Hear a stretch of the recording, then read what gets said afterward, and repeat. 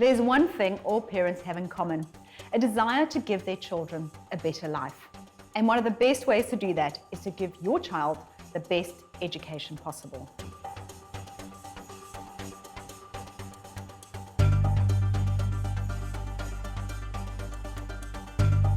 To provide some context, the cost of a university degree such as a BComm or BSc is around 52,000 Rand a year.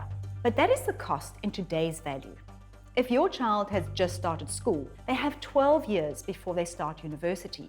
Assuming education costs increase by around 6% a year, by the time they start university, it will cost 103,000 Rand per year, which means that a 4-year degree will cost 454,000 Rand. If you had to break that down into monthly payments, you would be paying nearly 9,500 a month. The good news is that if you start investing for your child's education when they're still young, you have time for the power of compounding to grow the money for you.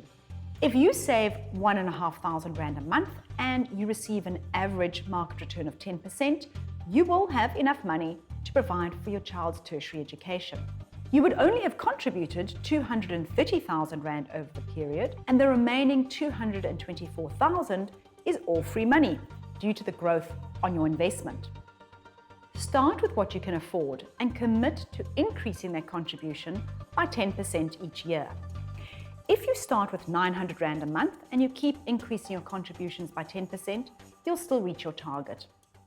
The next step is to decide where to save for your child's education. This all depends on when you will need the money. Once you know how long you're saving for, you can select the correct savings vehicle. If you're saving just to pay for next year's school fees, invest in a product that will protect your capital. Any investment of less than 5 years should be in a high-interest bank account, money market fund, or retail bond. While the interest earned would only be around 4 or 5% a year, your capital is not at risk in the short term.